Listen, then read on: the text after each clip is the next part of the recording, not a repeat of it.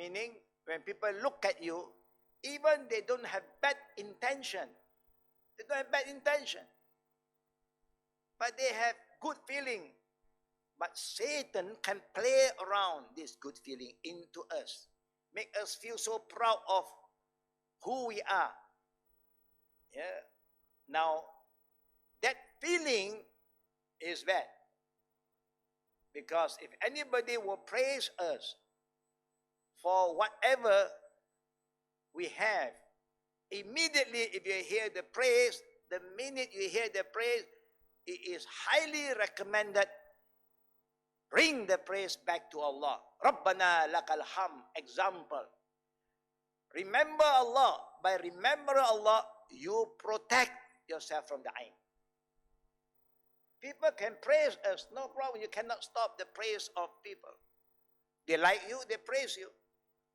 Out of your beauty, your talents, your voice. Sometimes your voice also attracts people's attention. Yeah. Your look, what can we do? This is how Allah created me. But people just look at you, they are attracted to certain part of your body. They talk good about it, it's okay, but you yourself must not be eaten by that praise. Immediately say, Rabbana lakal ham. Alhamdulillah, it's Allah's gift, it's nothing from me, it's from Allah.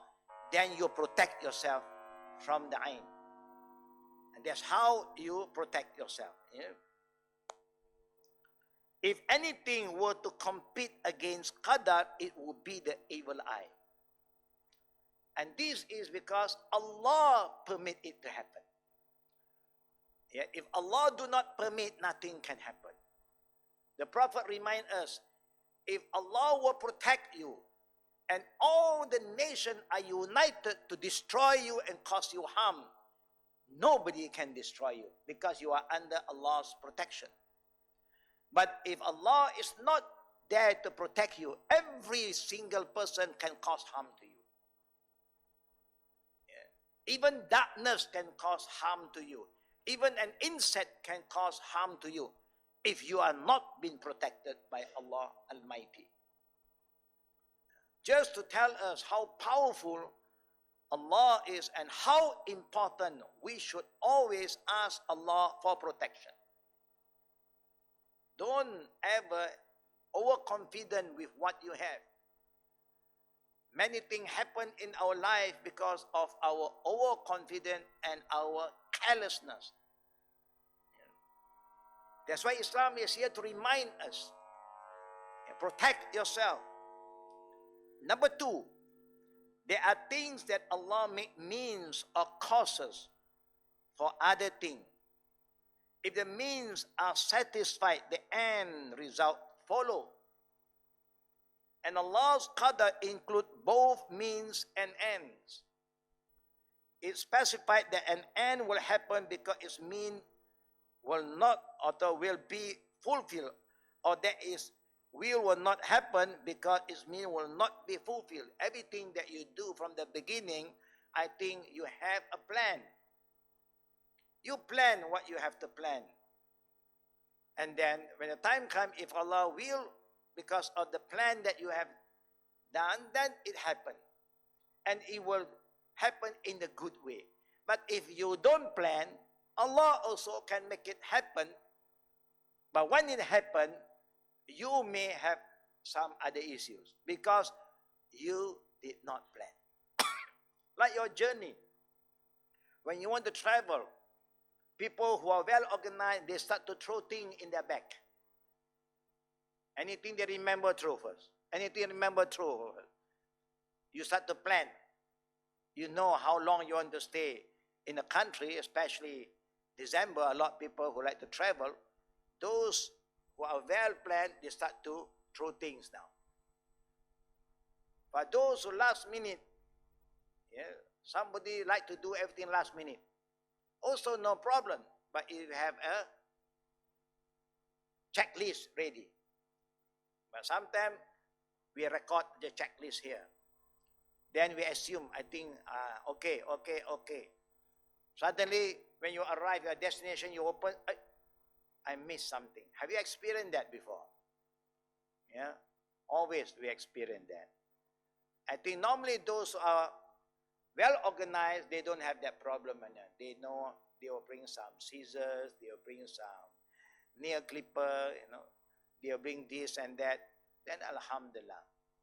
Yeah, this is just an example, yeah. But sometimes, even you plan, something can happen. Yeah. What can happen? Your luggage get missing. What are you going to do? Now the whole plan go haywire. You cannot have peace anymore. But the airline will pay for you. But even they pay, but you are not happy. Because you got to go out and do some shopping now. Yeah. Just an example. Do this happen to some of us? It happened to me many times.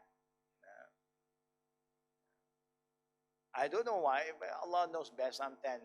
When Allah put us to a test and see how we're going to handle. When it happened, what are you going to do? To fight with somebody? You cannot fight because they also don't know. Yeah. Just like our last trip, back from Umrah. Our flight was delayed almost about 7 hours. Yeah. It so happened we are in a chartered plane. There's another plane. It's a commercial flight. And both are mass plane. Down the ground handling have some problem. So some went there, some went here. So it's mixed. The husband is there, the wife is here. And the children with the husband. Allahu Akbar. No? So they're having problem now. So we also get confused until I also came and asked, what is happening? Now we all want to go home. As long as we can fly, you can put us in any plane. Yeah, we don't mind. As long as we can go home. So even the captain have to just step down and talk to them and say, I give you half an hour. Remember? Half an hour more. If you cannot solve this problem, all my crew will step down. I leave this matter to you all. Crew step down, khalas. Captain, no pilot. If the plane is there, what can you do? Well, it was a serious one. Just because of some mistake. Everything is prepared. All the info is prepared. The database is there. Name, which flight is recorded. But sometimes we play smart. It's okay, this family, you do that. Then the Qada of Allah is when you don't follow the system, then the ending is problem. I show you another example. You're going to Hajj or Umrah. If they say that this bus, you must have these passengers, name. They have a list. Even you have 10 buses, no problem. But name of these people must in bus A, bus B. But we are so common, family, no problem. We make a change within ourselves. You can change. When they come and check, they call your name, and you have one person, name is not here, and he's here. The officer will just leave the bus. Why is he here? Where is this guy? Why he is not here? Why other name is here? Okay, you can explain. Okay, he disappeared, this officer. The bus cannot move. Once he disappeared, then driver cannot move. Because the rule is like this. When this name is here, then you must be here. We understand that the system. So if you don't take care of the beginning, your ending is you have your own problem. It's just an example. Number 4, when the mean is fulfilled, It only changes what Allah would otherwise have decreed without the presence of the means. This is depicted together with an example in the following diagram. Then you can look at the diagram and try to understand. Yeah. Only Allah knows at the end of the day. This is just some example shared by scholars who have some deep understanding about Qada and Qadar.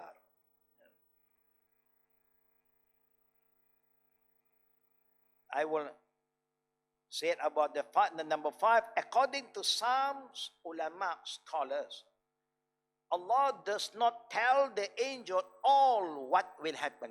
Angels don't have all the knowledge of what will happen. They just wait for order. When Allah says, go, they go. After that, they stop. Wait for another order instruction. That is the angel.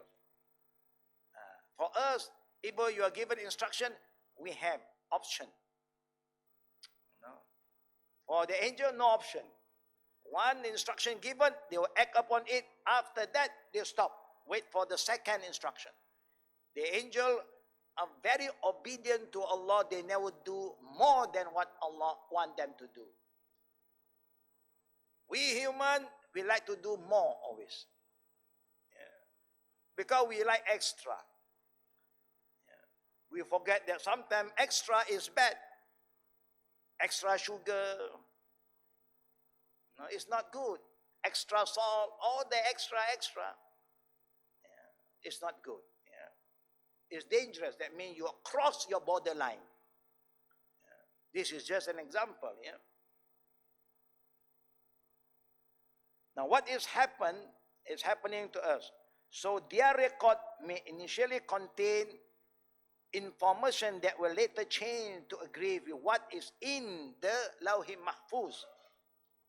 Allah Rabbul Alameen himself said in Surah Ra'dun verses 39, Yamhullahu ma yasha'u wa yusbitu wa indahu ummul kitab. Allah erased what He wills or confirm.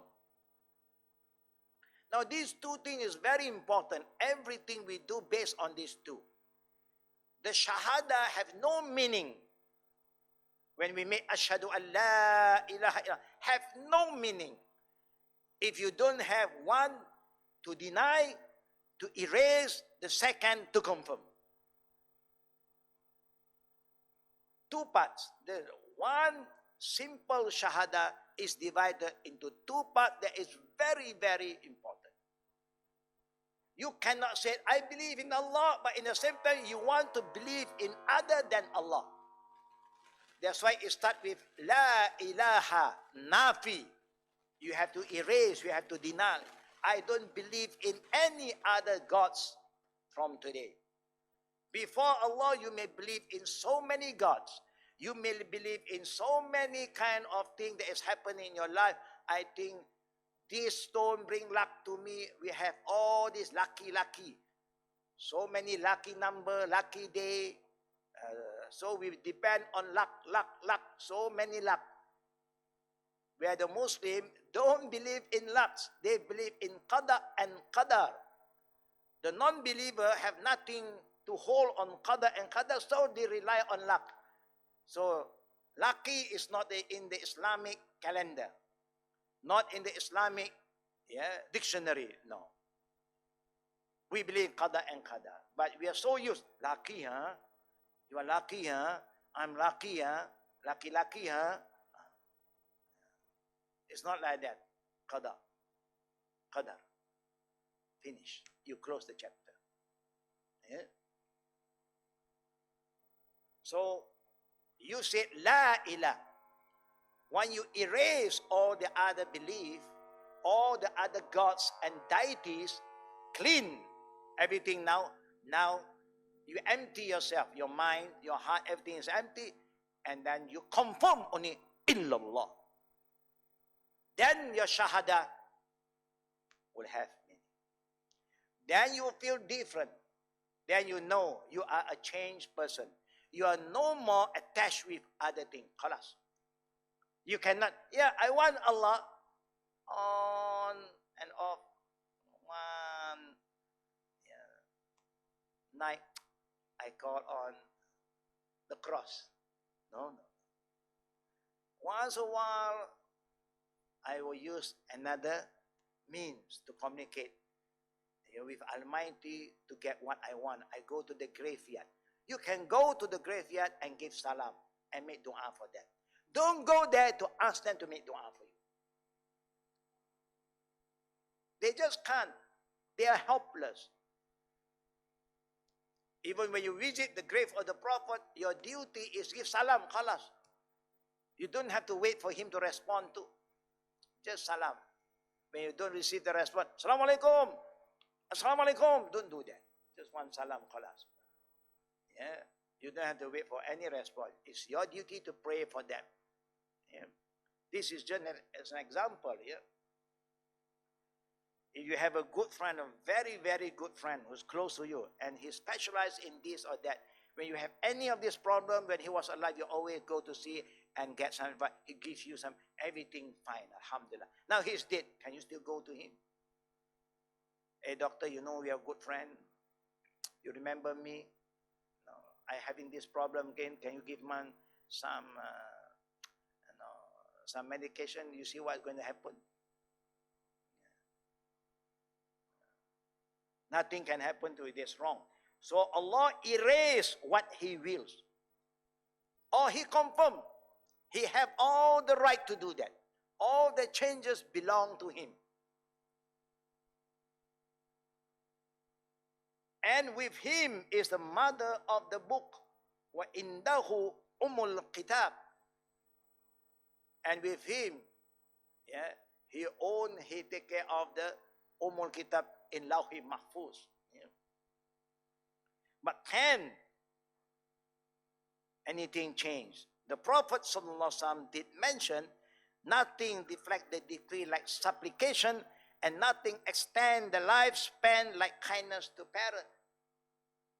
Yeah. Ibn Hajar al-Asqalani said, this one of the scholar, the one who compiled Sahih Bukhari, yeah,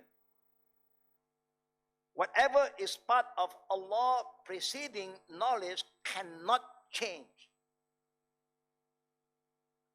What is possible to change or alter is what appear of a person's action. Your action may change.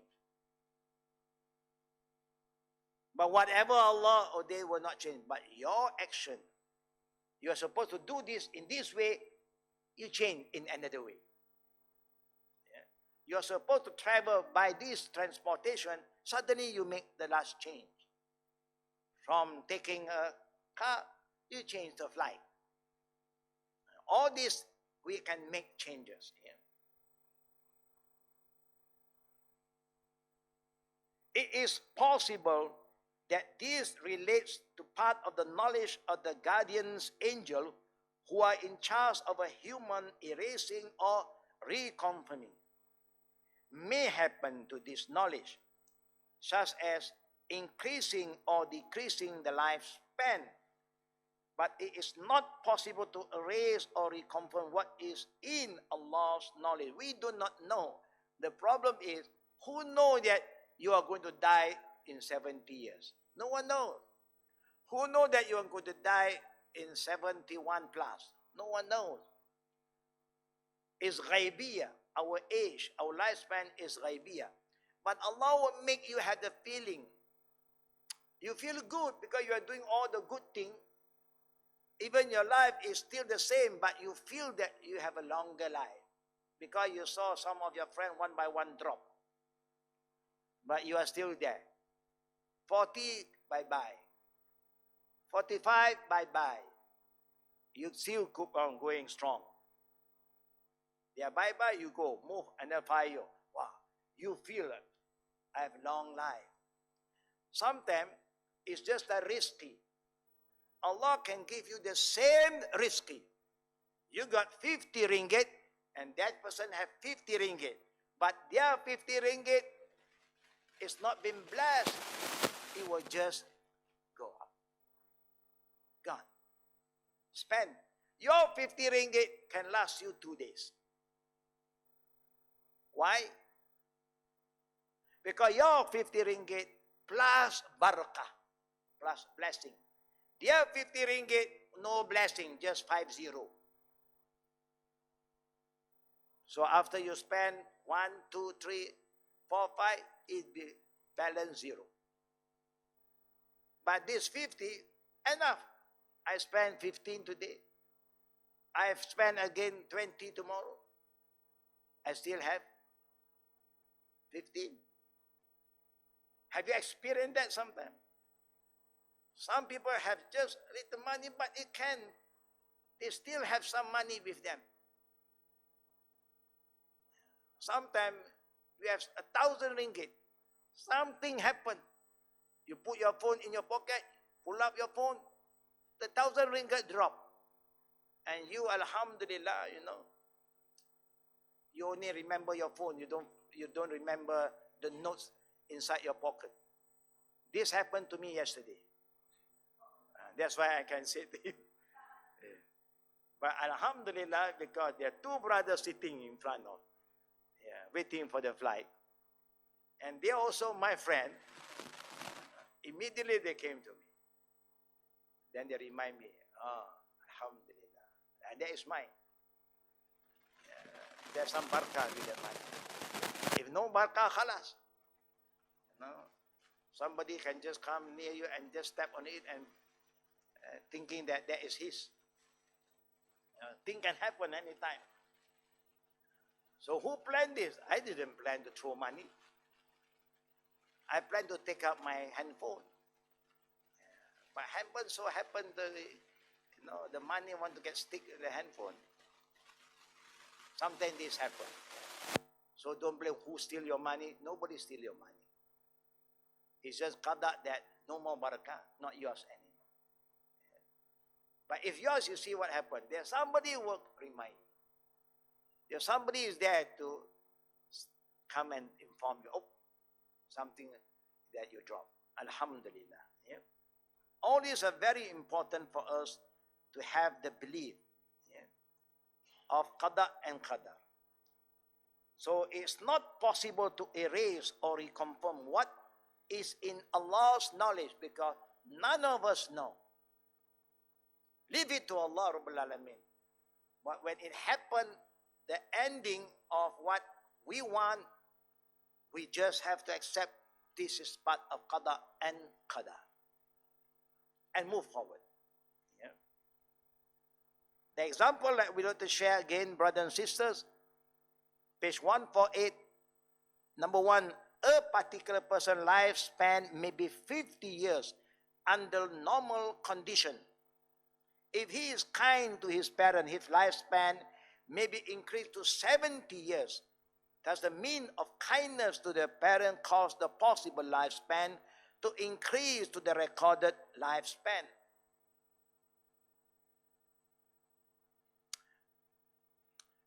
Just an example. Do you remember 30, 40 years ago, we have so much time that we have tea in the evening, we can spend time, chit-chat before. At the same time, 24 hours.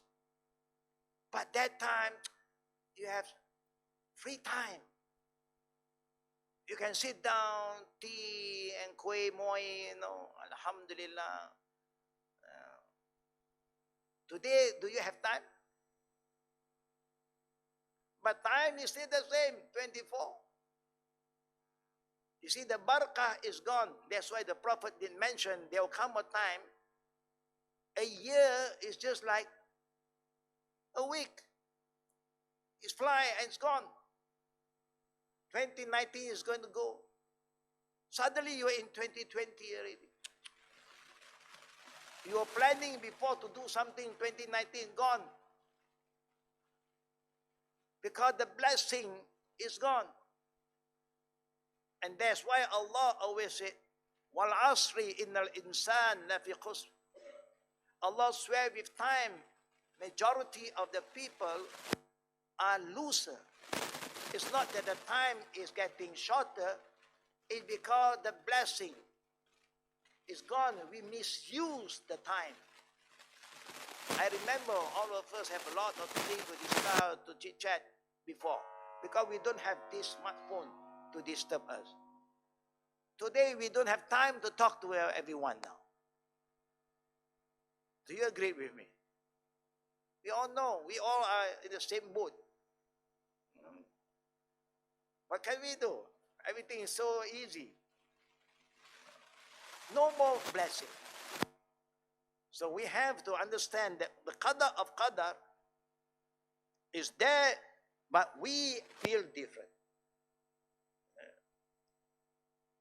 So when you are kind to your parent, when you are happy, even if you're happy for 10 years, you feel that life is so meaningful for you.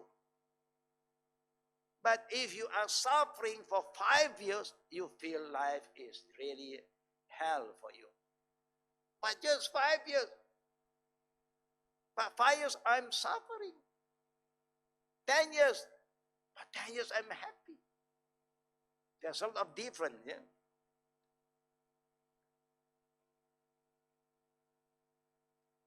Number two, a particular person may be subject to certain calamity under normal condition.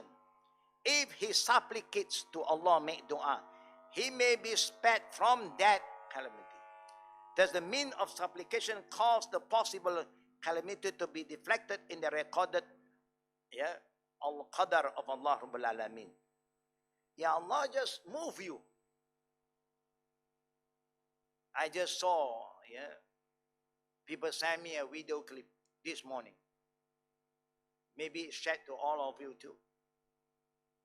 They are driving and 4 of them stop at the traffic light. 1, 2, 3, 4 cars. No, 5 cars stop. And accident, if it want to happen, it happened. A trailer just come and hit 4 cars. And behind the trailer, everything overturned, hit completely 4 cars gone. Except 1 car. You see, if Allah say, your time has come, you don't make any problem, you don't go against the rule, but he went against the rule. He going to hit 4 cars and leave behind 1 car. He don't know also which car belong to who. So fast, gone. 4 cars, and all the passengers in all this car is smashed for trailer. This is something that only Allah knows. If Allah says it's going to happen, it happened. Why? Because this is what Allah said. Where you want to die, when you want to die, I decide. How you want to die, I leave it to you. Okay? I did share this kind of knowledge before to all of my jama'ah. I have a friend who was so stressed with life, problem with the family. Suddenly, they came to see me and said, please forgive me and make dua for me. I said, we always do this for each other. No. I think I'm not going to live for more than 3 days. I said, what happened to you? Did the doctor say something like that? No. I have drank the rat's poison because I want to kill myself. Enough. Now suddenly you see the face was very pale. I said, are you telling me a joke or is that true? I said, yes. And I know it's not going to last me long. Yeah, this poison is going to eat up whatever I have in my stomach. I was so upset. See, you are crazy to do that. No, enough is enough. That's why when sometimes somebody is so down, please offer a shoulder for them. please, yeah, stretch your hand, help them. Don't just pretend that everything okay, normal. No, that's not normal. I was very upset, but I also don't know what to do. So I start to ask some friend what to do. And this is something that I learned. They say when people take poison, rat's poison, you look for white clay.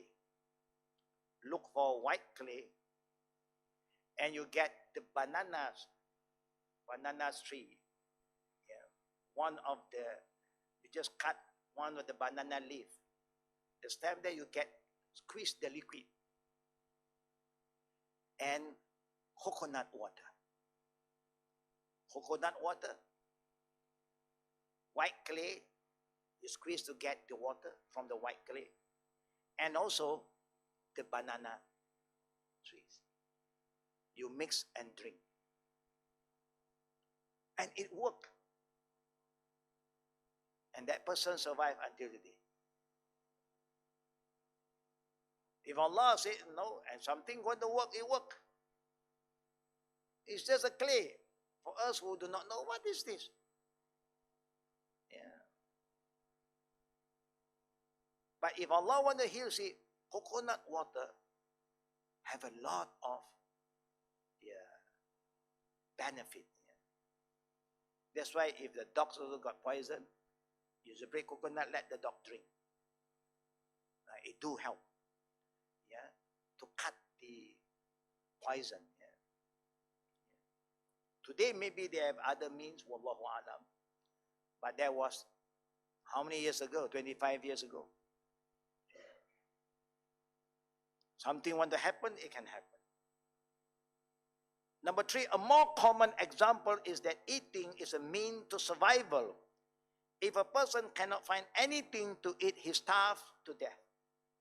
So the mean of eating caused the possible qadr of starvation to be replaced by the recorded qadr of survival. Is a mean. But a lot of people die overeating. There are people who die starving. But Malaysian, you don't have that record. Malaysian record the opposite. Overeating. Yeah. But this is just the mean. Yeah. We live to serve Allah. Food is just the mean to survive. Yeah. Number 4, just as Allah has ordained sickness, He ordained the cure for it, and both are part of Allah's Qadr. Ibn Abbas radiallahu anhu reported that Allah's messenger said, "Ad-dawa min al-qadr wa yanfa bi'iznillahi ta'ala." Medication is part of Qadr. You cannot just say, I just leave it to Allah. Tawakkal ala Allah. Because the Prophet said, "Inna Allah nazra da wa dawa faftadawu wa la tadawu bil haram." When Allah sent down an illness or sickness, He prepared a cure. So look for cure. And then after that, you tawakkal to Allah. With the will of Allah, like the ayat that I earlier recited. When the sickness comes to you, He is the one who cures us with His will. Like the painkiller we are eating always. Sometimes we keep on eating something, it cannot relieve the pain anymore. Why? Because if Allah say no, no.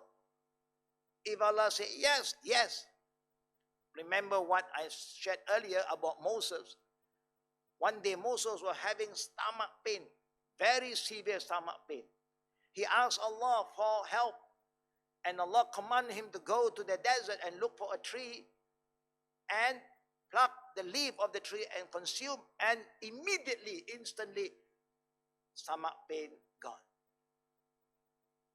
So after some time, he experienced the same stomach pain. So now he goes straight to that tree, pluck the leaf and eat. And the pain cannot go on. The pain is still there. Then only he talked to Allah, why? Last time you called me to do this, and that it cured me. I'm doing the same thing, but it did not help me.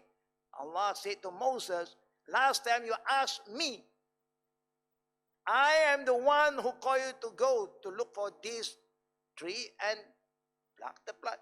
The second time you don't ask me, you think that that plant is the cure. It is me who give the cure. But the effort you go to look for the plant. You understand that? There's a big difference between when you were instructed and you are not instructed. You think, oh, okay. Like we. Now you don't go to clinic, you go to pharmacy. Because you know, I have this before. So I go to the pharmacy, just look for the same medication. But your complication, your pain may differ now. But you are so confident, I know. Then you go. Then you eat and eat and eat. It don't help you because you did not. Allah asked us to say what? To do what? Allah said, "Fas'alu ahli zikr in kuntum la ta'lamun." Ask those who are specialized, who have the knowledge, if you do not. Don't be a doctor to yourself. But sometimes, being human, our children, young generation, they can inject themselves today. They don't even go for any courses. They become Rambo. No? They tie here, they tied it. And something went in and they got high. They are halfway to Jannah. They float here and float there. No? They think they are in a dreamland now. This kind of doctor is a killer. You know? Killing themselves.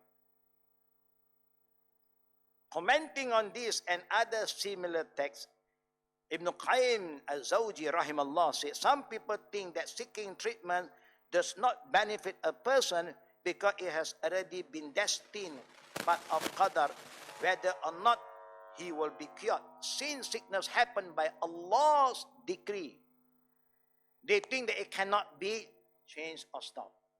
The Prophet ﷺ refuted this most convincingly by indicating that medication that is for physical illness, ruqya, that is for spiritual illness and preventive measure are part of Allah's Qadr.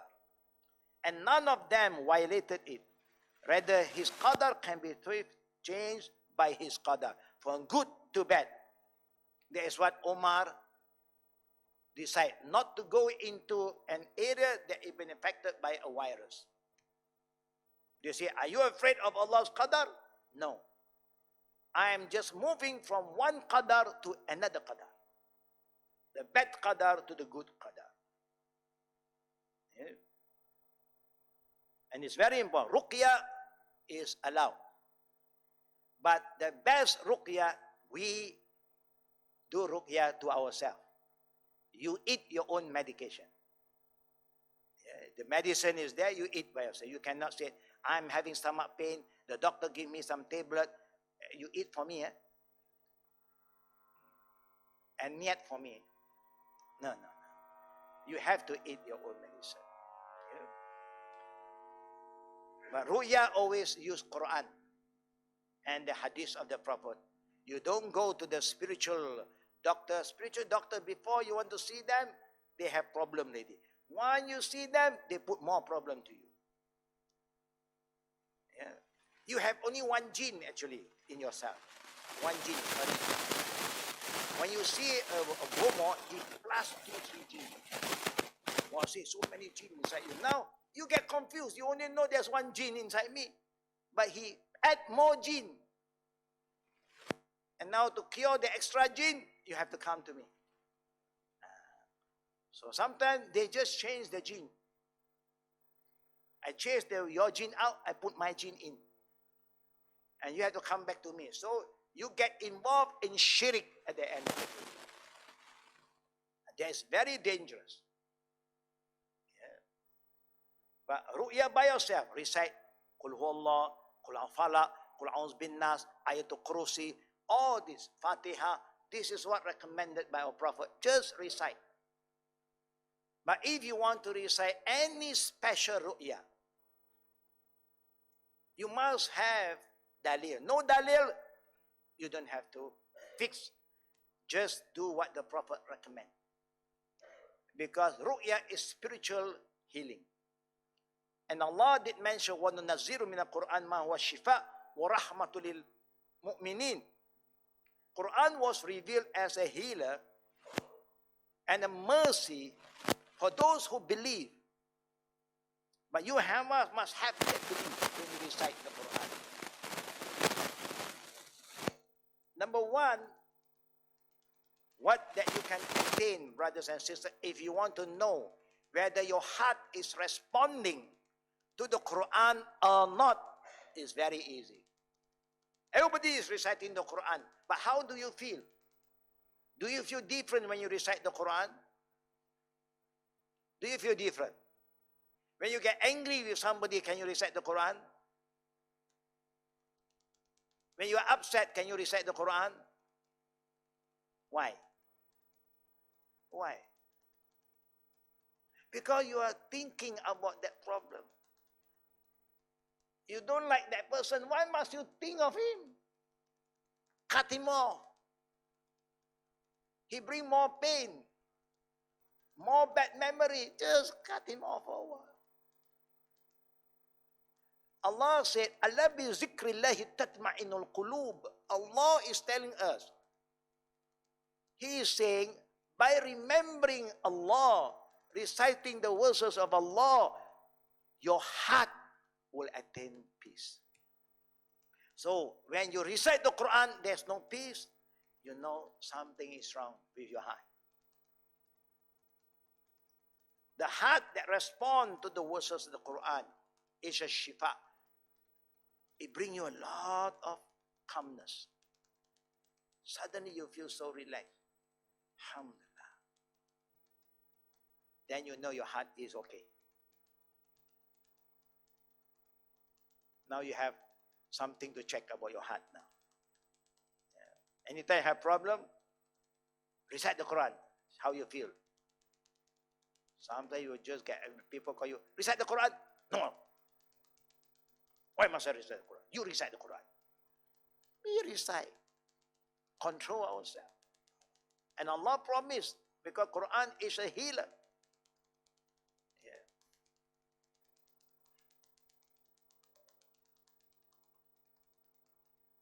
Can you use ruqya? Yes. Ayatul Kursi, the tree cool, all are very, very powerful ayah. The problem, we are not attached to these verses of the Quran. We hardly recite. We may recite without understanding. Yeah. Number 5, the above discussion should now make it easy to understand many texts of the Quran and Sunnah that are obscure to some people. For example, Abu Sa'id al-Qudri radiallahu anhu narrated that Prophet Muhammad sallallahu alaihi wasallam said, "Sadaqatun syarri tu'fi'ul ghadab ar-rabb, wa silatul rahim tazid fil umr, wa fi'lul ma'ruf yaqi masaril su'." A secret sadaqah, that means you give charity without showing off, telling people. For the sake of Allah, it extinguishes the Lord's anger. Now Allah have anger, but His love always overcome His anger. But how to ease the anger of Allah? Give sadaqah. Preserving kinship ties by kindness, increase lifespan because you have good environment. Yeah, always a good environment make you more happy, make your life meaningful. Rendering good to people, protect from evil fatality. That means amal ma'ruf. You don't just be good to yourself, you try to help other people to be good too. A lot of people today are good to themselves and they are very selfish. Just think myself, me. No. Islam is about me and you. It's about you and the ummah. So you must be proactive. You are good, alhamdulillah, but not enough. I just show you some example. You have been praying. You have been reciting the Quran. You think that is enough to save your family? If you don't remind your children to do that, you also want your children to pray. You also want your children to read the Quran so that they also benefit from what they are doing. But you just don't care as long as I'm good. Alhamdulillah. I zikir la ilallah 1,000 times. I don't care what is happening in front of me. That's not good. To the extent the Prophet did say that do amal ma'ruf and nahi munkar. Be proactive. Before there will come a time, muru bil ma'ruf wa nahi munkar qabla. Before the time will come, you ask me for things, I will not respond to your prayer. You ask me, I don't respond. Why? Because you don't care for others. Allah who created all of us, He is so caring and loving, keep on guiding us, keep on sending messengers, prophets to remind us. Keep enlightening the scholar to have the right knowledge, and the scholar keep on guiding us. Allahu Akbar. This is important. Important for all of us. Just don't feel enough that you are good to yourself. You must also make sure that other people are good. Your children, good children. Your grandchildren, good grandchildren. Good friends. Then you enjoy the goodness. If not, you just have to wait for the disaster. There are times when so many bad things happen and you are so good and you don't care. When Allah sent the calamity, the azab, the Prophet said, "You ammimallahu bil iqab." I will swipe everything. Everyone, I will just clean it up.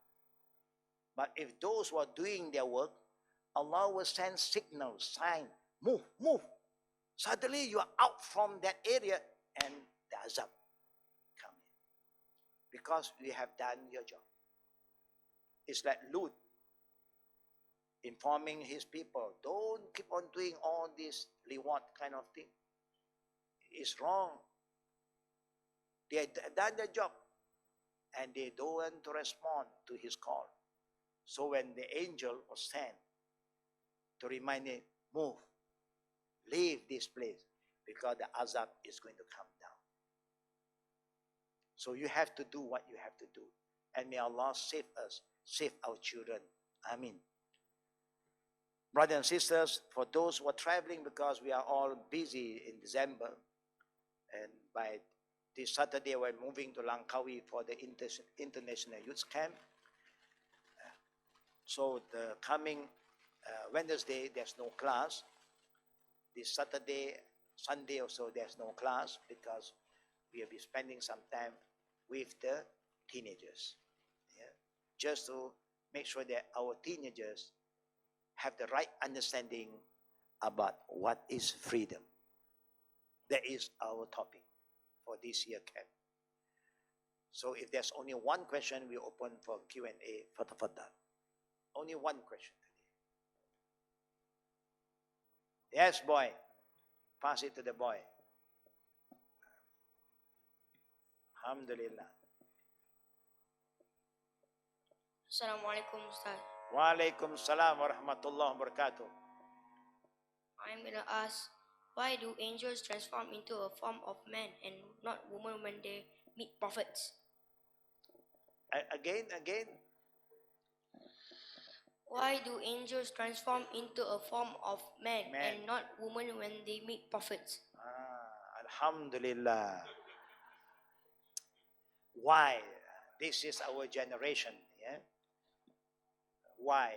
Number one is Allah's wish to transform the angel to male or female. But angel, neither they are male or female. They are created by Allah's light, How do they like the nur of Allah? We don't know. But they are created from nur. But Allah's Qadr never wants an angel transformed in the form of a woman. They are also transformer, but to male. Even they came to Mary, Virgin Mary is a male to talk to Mary. Even they came to the mother of Moses is also a male. Why? This is Allah's wish. Until if there is a dalil said that there was one, the angel transformed as a female. Because the non-believer always imagine angel a female. You can see the difference now. Never one you see the non-believer imagine angel a man. They like female. Female is more interesting. Female look more beautiful. Always like that, because Allah created female as unique. They can decorate themselves more than a man. But again, Allah chose no. Every time the angel transform themselves, the angel transform in the form of a male. You understand that, boy? Yeah? So don't worry. If a female appeared and you say this is angel, there's no angel. You know there is not an angel. If a person said, a female angel came to me, astaghfirullah, immediately you know there's no angel. Yeah. When they say male, yeah, maybe. Yeah, male, maybe, but female, no. But the one who came to the prophet, the one who came to the mother of Moses, the mother of Jesus, are only one angel, Angel Gabriel. Yeah. Angel Gabriel was sent to reveal Allah's commandment. Yeah. So may Allah bless us, may Allah guide us and forgive us. You have one question online?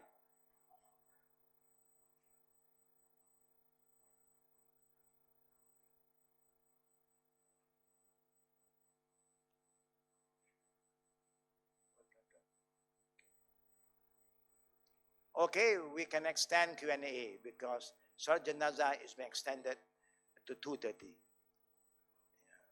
So I was going to rush because I thought Salat Janazah is after Zohar. Yes, Brother Abbas. Alhamdulillah. Assalamu alaikum, Ustaz. Wa alaikum salam wa rahmatullah wa barakatuh. Ustaz, just now you said that there is no such thing as good luck or bad luck. When one still believes in good luck and bad luck, does that constitute shirk? As a Muslim, no. We don't say immediately you are committing a shirk. You are asking that they commit shirk. Not to extent because it's a word that we are commonly used today. But it's time for us to move. Not to rely on this word. Because this word is the word used by the non-believer. They don't have Qada and Qadar, so they just say, lucky. We, Qada, Qadar. Qada, Qadar. So it's time for us to change. Get used with Qada and Qadar more than luck and lucky. Yeah, but very common. We sometimes slip of the tongue will say that. Oh, you're so lucky. Yeah? Then those who remember, no, it's Qada and Qadar. Because when you say Qada and Qadar, it connects you back to Allah. When you say lucky, nothing to do with God now. Yeah. Like when something happened, you don't use the word natural disaster.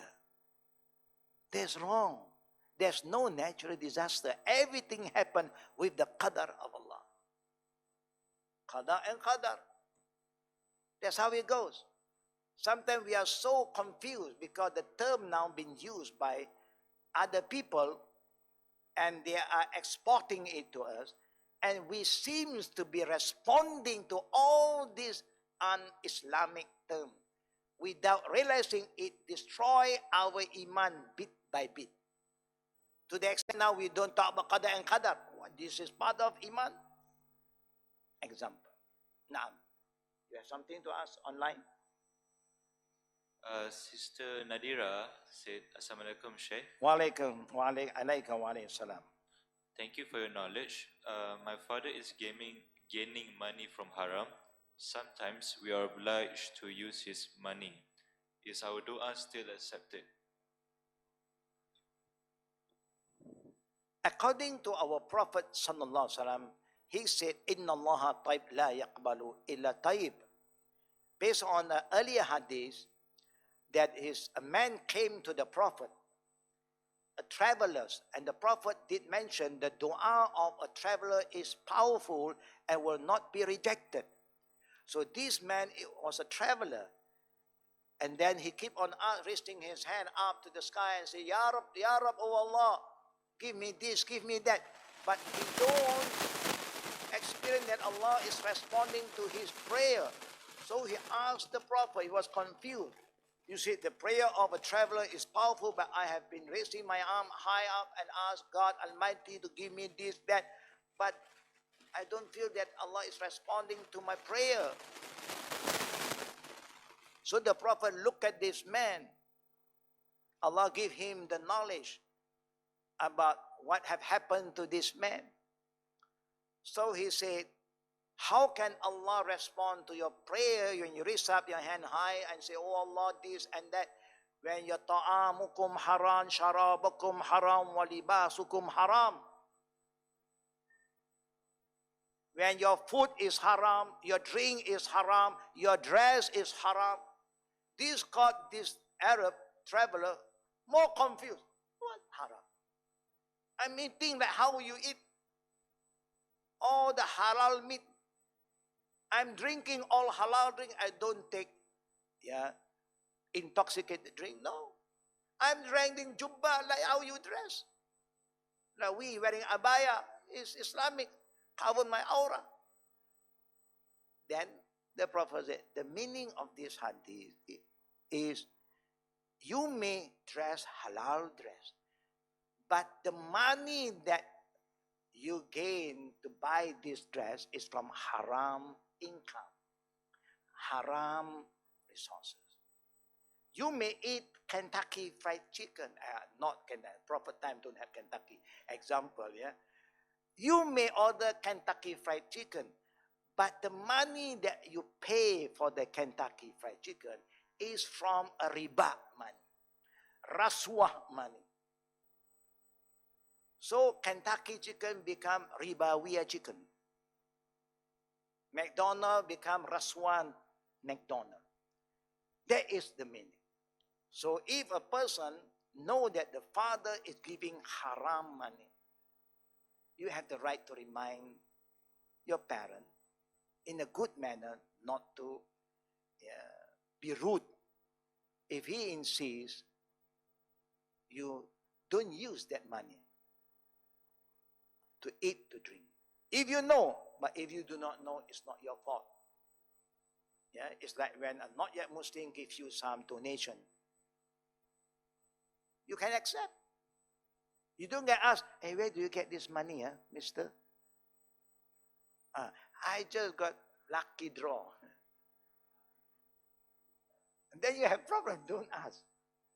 But if the one who is giving you the money, telling you this money is from this haram, you say, thank you. I may have some comfort, but what is comfort if my prayer is not being accepted? So, a good parent will not do this to their children. They will give the best. So please be very careful about your income. That's why the Prophet said, when coming to dollar and cents, a lot of people have no common sense. Dollar and cent, Allah will ask you twice. Other thing, He asks you once in the day of judgment. The Prophet ﷺ said that nobody will move from the day he was resurrected in Yawm al-Qiyamah from the place that he will be raised up until Allah asks you 4 questions. Nobody can move. about your lifespan. The age that Allah gave you, He's going to ask you. But come to money, Allah asks you twice. Where do you get this money? One. Oh, halal, good, pass. How do you spend the money? He asks you again. So when come to money, Allah asks you twice. So be very careful and be wise. We know the world today is so corrupted. We are not a corrupt person, but the world is so corrupted in politics, in anything today. Because human have their weaknesses. And Allah knows, that's why Allah warned us. If anybody gives you any money without any hidden agenda, and in the same time, they don't tell you, you didn't ask, Alhamdulillah. Use it for yourself. But when they inform you, this is like this. You can take it, but tell them, I'm not going to use it if possible. And then you give it away to people who are not yet a Muslim. And that is where we can use this for our da'wah activity. Because our da'wah activity is focused to the not yet Muslim, and they are not bound with the Islamic ruling. Yeah? But for Muslim, you can't use. Haram for you, haram for all the Muslims. Yeah? It's just an example. People send chocolate to you from overseas. So before you eat, you just report got liquor. Here, Alhamdulillah, all chocolate is in control. Over there, the same chocolate, but they love that taste. They put liquor. One liquor, you can't. You have a friend who are not yet Muslim, give it to them. Do you get reward? No. Reward only comes when you give something that is halal. Something that you want, you can do it, but now you give it, you sacrifice for other people. That is where the reward comes in. Anything haram, Allah don't accept. Inna Allah taib la yaqbalu illa taib. Allah is pure and clean. Don't accept anything except it's from the pure and right income. Yeah? That is the answer about the question. Yeah? Any other question from the sister? Fadal. Pass the mic, please.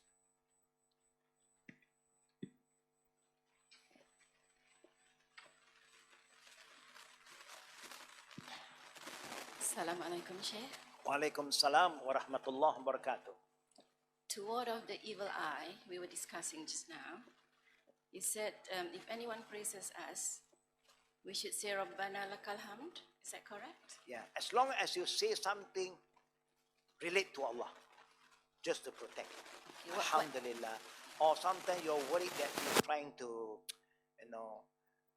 to play around with you, also can. As long as you mention the word of Allah.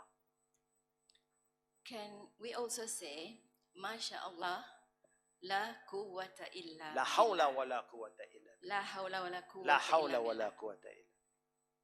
Yes. Before, after Masha Allah. Yes. Anything that people said good, you mention the word. But of course, normally when people praise something good, you don't want to say, A'udhu billahi minash shaitanir rajim. Then people get confused. Well, I'm saying something good, and then you are protecting yourself from all this. You say, Alhamdulillah. That means you know that all praise back to Allah. But when something, telling something bad, then quickly, A'udhu billahi minash shaitanir rajim. Yeah, Thank yes. you. Next. Any more questions from the sisters? Brothers? Alhamdulillah. Yeah. Now, one more. Sister.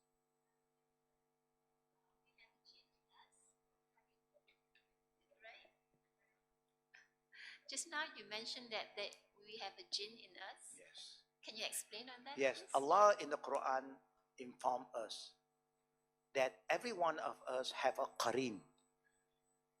The word that Allah used is qarin. Then the Prophet relate this ayah to his beloved wife Aisha. Aisha is the youngest among all the wives, but she's a scholar, she's a thinker. You know, she liked to ask a lot of things. That's why she was referred to by the companion after the Prophet passed away. A lot of things they refer back to her. So Aisha asked the Prophet, are you telling me even you have a jinn? If you say everyone have a jinn. The Prophet said, yes, I also have a qarin. But the difference, my qarin became a Muslim. Because the Prophet is so good, doing da'wah, calling on even the jinn, listened to his call, and the jinn went back to spread the word of Islam to the other jinn, and that's why some jinn became a Muslim. So the jinn that is in the Prophet have become a Muslim. Will not disturb the Prophet anymore. Our jinn don't want to be a Muslim until today. Because we are just like them. Sometimes we are worse than them. No. They are also bad. We are worse than them. That's why the surah, Qul a'udhu bin nas, at the end, Minal jinnati wan nas. The end of the surah, Minal jinnati wan nas. May Allah protect us from the whisper of the jinn and mankind. You know. So yes, we all have a qarin. But remember, the minute you always connect yourself with Allah, that jinn is powerless. He's there to just play around. But because we always connect ourselves with Allah, always think positive towards Allah, and we always do what is right, it didn't give the jinn the chance to manipulate us. He will try, but we have no time. We don't give him time. That's why when you want to sleep, you recite dua. Then he cannot sleep. You want to eat, you say Bismillah. He can't eat. So there is no empowerment to our jinn. But today, a lot of people empower their jinn. They don't say Bismillah when they eat, they drink. So now they are feeding the jinn. The jinn becomes so energetic. And they don't even say dua before they sleep. So the jinn have good sleep, good food, good drink. If they have a meeting every week, some of the jinn will say, oh, what happened to you? You're so thin and weak. The other way, what happened to you? You're so healthy, you know. Well, because I have everything. I have all the comfort. The jinn also is just like us. They have their own life. And they have children like us. They have male and female jinn. That's why when you enter the toilet, the Prophet calls you to step in with your left leg and make dua. Allahumma inni a'udhu min al-khubuthi wal qaba'is. Oh Allah, I seek protection from you, from the male and the female jinn. Everyone have a toilet at home. More toilet, more jinn. Because every toilet there is a jinn. Because the jinn love, that is their room. We have master bedroom, children's room, guest room, so many rooms. One room you forget is the jinn's room. They don't disturb you actually. It's just that they are there. They just whisper. So when you enter this place, remember, he is there. Jinn like all these places. Places that disliked by Allah, he liked. He just do the opposite. There is a book, but it's translated into Indonesian called Godaan Syaitan. If you start to read the book, after some time you close that book, you feel you're talking to them. You can feel he's coming. Very interesting sometimes. No, the way they present it, and show you what the Prophet said, how the jinn come in, how he whisper, when he's coming in, and how he retreat, and then he come back again. Suddenly you feel that wherever you go, he's there. Of course, he's there. But when you are in contact with Allah, Allah is sure to protect us. So may Allah protect us, our children, from all the disturbance, the whisper of our qarin. And may Allah subhanahu wa ta'ala make us among the righteous people, truthful people. And may Allah forgive all our weaknesses. And while you're traveling, please don't forget to make dua. And don't forget to make dua for us too, to our jama'ah here, because we always do that when we travel. I don't remember all your names, some of you, but I make dua, oh Allah, may you bless, strengthen the iman of my jama'ah on Wednesday class, my jama'ah Saturday class, in general. The rest Allah knows in detail. And so I do that. I hope that you will not forget us in your prayer when you are traveling. So may Allah accept our deeds, forgive all our sins, and protect us and our family wherever we go. أقول قولي هذا واستغفر الله لي ولكم ولسائر المسلمين كل ذنب فاستغفروا إنه هو غفور رحيم. سبحانك اللهم وبحمدك أشهد أن لا إله إلا أنت أستغفرك وأتوب إليك. السلام عليكم ورحمة الله وبركاته. Remember, next week class